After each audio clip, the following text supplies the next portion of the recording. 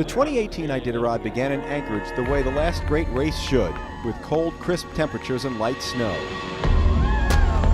The year-long effort of mushers and their crews were about to be realized in a week and a half. Welcome back for the first time in 5 years. The Southern route said, "Going my way?" Early on, it was Ryan Reddington doing the family name proud with a strong run into Nikolai to see some old friends. Mats Peterson was moving well, and Nick Petit was setting a quick pace. As Norwegian Jorleif Olsen served notice, he'd factor in too. And the no surprise Mitch Seavey, always lurking. But the sledding wasn't as smooth for everyone. A softer trail meant slower times. Annual contender Jesse Royer battled a bad knee. And dropped dogs, always a part of the race, began to crop up for big names like Ali Zirkle and Hugh Neff.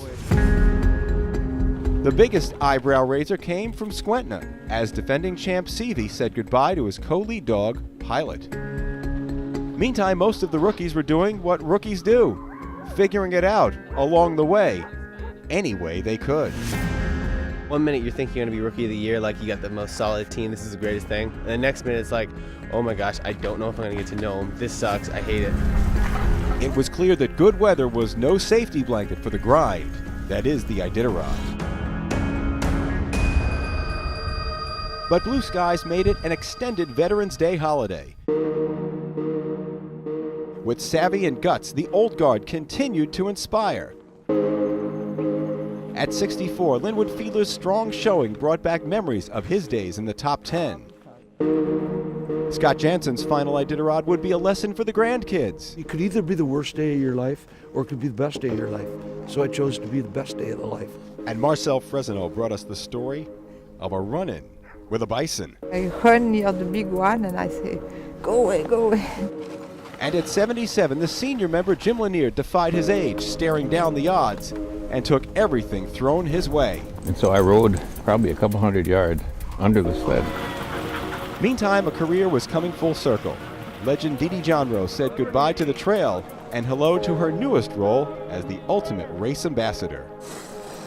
Another of those Iditarod snags cropped up at Eagle Island when weather prevented dog food deliveries. 4 of your Eagle River bags, Eagle Island bags, are now at Grayling. But there was no time to woof.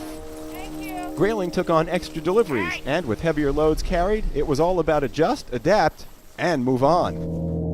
And not to be forgotten, Mother Nature, who again reminded us that she always gets her way, when and where she chooses. From Ophir to Iditarod and Shaktoolik, the attention getters were heard and felt. As the race shifted towards the coast and Unalakleet, the picture came into focus. As he'd been doing, Nick Petit blasted in large and in charge, with Jorleif Olsen steady and solid and ever-present. But Mitch Seavey's team didn't look like a Mitch Seavey team. Something was off, and with Sundalis racing in Norway, it was obvious. A Seavey would not find Nome first. A first-time winner was in the offing. It appeared to be Nick Petit, and then one of those Iditarod moments happened. From Shaktoolik to Koyuk, the Petit team lost its way, a directional malfunction at the worst possible time. As Petit doubled back on course, Olsen pounced and jumped in front, and like a spy novel, the plot had its twist, and a new leader had control of the course.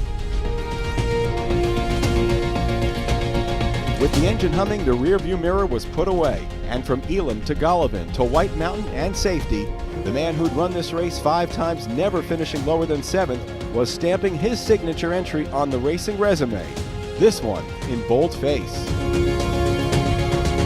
With the flag flying high and proudly, Norway will claim the Burled Arch for the first time in 13 years.